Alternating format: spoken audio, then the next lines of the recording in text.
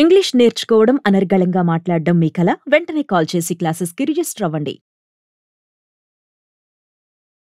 Hi viewers, India's largest digital media network Suman టీవీకి స్వాగతం. ప్రస్తుతం మనతో ఉన్నారు motivational speaker and language trainer Vijaya Bangaru Amma. అమ్మ నమస్తే. నమస్తే రాజు గారు. అమ్మ, లైఫ్ లో మనం మంచిగా ఎదగాలి అన్నా, మనకంటూ ఒక మంచి భవిష్యత్తు ఉండాలి అన్నా, ఫస్ట్ మనకు కావాల్సింది ముందు చూపు. అవునండి, అది చాలా ఇంపార్టెంట్. చాలా ఇంపార్టెంట్. ప్రతి ఒక్కరి లైఫ్ లో ముందు చూపు అనేది అది ప్రతి ఒక్కరికి అవసరం కాబట్టి, బట్ చాలా మంది దాన్ని తీసుకోరు.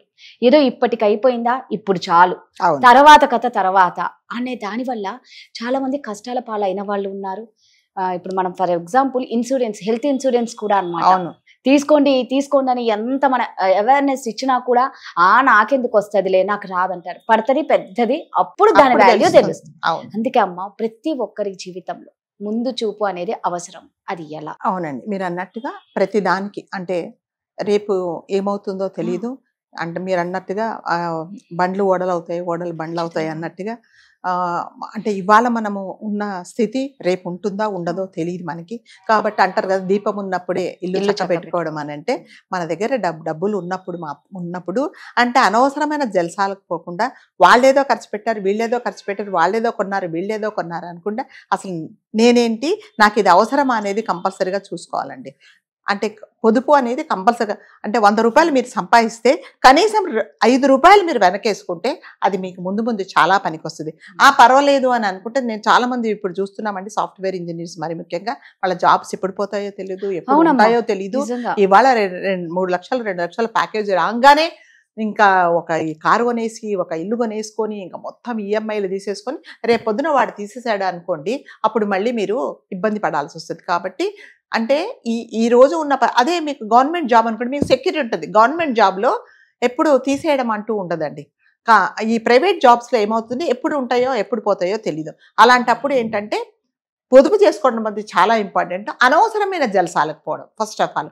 అంటే ఈ మధ్య మళ్ళీ ఇంకా ఫంక్షన్లు ఏంటి, హాఫ్ శారీ ఫంక్షను, దాని తర్వాత బర్త్డేస్, దాని తర్వాత ఇదేంటి నామకరణాలు, వాళ్ళెవరో చేశారని నేను నిన్న మా ఇంటికి ఒక వాచ్మెన్ వచ్చాడు. వస్తే ఏదో డబ్బులు అప్పు కోసం వచ్చాడు. ఎందుకయ్యా అంటే కొన్ని ఫోటోలు చూపించాడు. ఏంటంటే, మా అమ్మాయి ఇలా మెచ్యూర్ అయింది మేడం, 4 లక్షల రూపాయలు నేను ఖర్చు పెట్టాను, 4 లక్షలు ఖర్చు పెట్టాడట, ఇవాళ అప్పులు చేశాడు. 4 లక్షల రూపాయలు ఖర్చు పెట్టాడండి. ఇది కరెక్ట్ గా నాకు నిన్న వచ్చి చెప్పాడనమాట. ఇప్పుడేంటి, స్కూల్ ఫీజు కట్టడానికి డబ్బులు లేవు. నేనన్నా, ఇప్పుడు ఈ 4 లక్షలు ఖర్చు పెట్టావు కదా, వచ్చిన వాళ్ళందరూ తిని వెళ్ళారు, ఎవరింటికన్నా వెళ్ళి ఒక 100 రూపాయలు అడుగు, ఇస్తారా? ఇవ్వలేదు. నువ్వు చేసావు, పిలిచావు, మేము వచ్చి తిన్నాము, అంతే కదా. అంటే లేదు మేడం, అలా కాదు, మా ఊర్లో అంతా ఇట్లా తప్పు పెడతారు, వాళ్ళు పలానోళ్ళు ఇంత ఖర్చు పెట్టారు, పలానోళ్ళు ఇంత ఖర్చు పెట్టారని చెప్తారు, కాబట్టి నేను చేశాను. మరి అలా అన్న వాళ్ళు ఇప్పుడు నీకు ఎవరైనా ఇస్తారా? ఇవ్వరు కదా. అంటే మన జీతం ఏంటి, మన కెపాసిటీ ఏంటి, మనం ఎంత ఖర్చు పెట్టగలము, ఒకవేళ అప్పులు చేస్తే ఈ అప్పు నేను తీర్చుకుంటా అనేది ఆలోచించకుండా, అంటే వాచ్మెన్ అంటే చిన్న చూపు కాదండి, వాళ్ళకి ఏదో 15-20 వేలు వస్తాయి, అంతకంటే ఎక్కువ రావు. మరి ఆ 20 వేలలో నువ్వు నీ ఫ్యామిలీని అంతా నడుపుకొని మరి అన్ని లక్షలు నువ్వు అప్పు చేసావంటే, అంటే ఏ ధైర్యంతో నువ్వు అప్పు చేసావు? స్కూల్లో చేర్పించి ఫీజు కట్టడం ఇంపార్టెంటా, ఆ అమ్మాయికి ఫంక్షన్ చేయడం ఇంపార్టెంటా?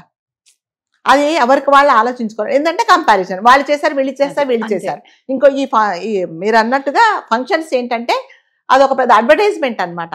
ఇది వరకు ఏమిటంటే, ఒక ఫంక్షన్ చేస్తే నిజంగా మెచ్యూర్ ఫంక్షన్ చేయాలి అని అంటే ఆ ఇంటి వరకే తెలిసేది. ఇప్పుడు ఏమిటంటే పెళ్లి కంటే ఘనంగా చేస్తున్నారు అనమాట.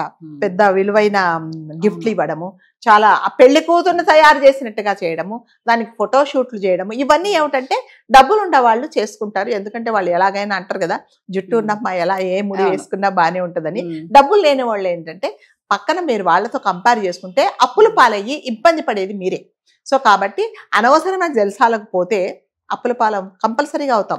కాబట్టి లైఫ్లో అనేది ఒక ప్లానింగ్ అనేది కంపల్సరీగా ఉండాలండి.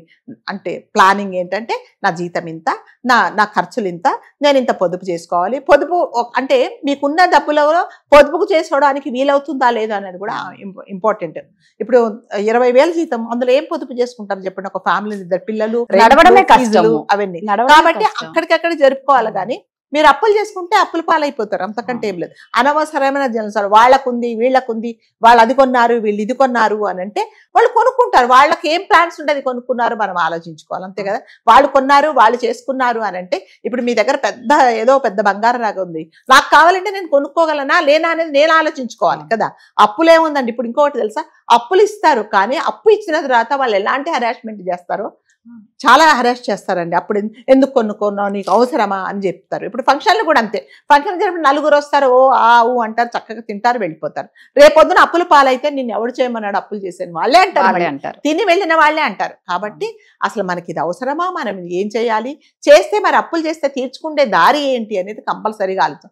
అసలు అంటే ఈ ఫంక్షన్ చేయడం ఇంపార్టెంటా, రేపొద్దున పిల్లల్ని స్కూల్లో చేర్పిస్తే ఫీజు కట్టలేకపోవడం ఇంపార్టెంటా అనేది ఎవరికి వాళ్ళు ఆలోచించుకోవాల్సిన విషయం. సో కాకపోతే ఏంటంటే నిజంగానే డబ్బులు మన దగ్గర ఉన్నప్పుడు ఈ హెల్త్ ఇన్సూరెన్స్ చాలా ఇంపార్టెంట్ అండి. జనరల్ గా ఇన్సూరెన్స్ అనగానే మనం ఏం చేస్తామంటే, అబ్బో వీడేదో రోడ్ యాక్సిడెంట్ అంటాడు, లేకపోతే మీకు ఏదో ఒంట్లో బాగాలేదు, అసలు వినడానికి కూడా కొంతమంది దాన్ని ఇష్టపడరు. కానీ చెప్పలేమండి, ఎప్పుడు ఏం జరుగుతుందో, మనకి హెల్త్ కు ఎప్పుడు ఎలాంటి ప్రాబ్లమ్స్ వస్తాయో మనకు తెలియదు. కాబట్టి ఇన్సూరెన్స్ అనేది ఉంటే అదేంటంటే మనకు తెలియకుండా ఎవరో దేవుడు సహాయం చేసినట్టే.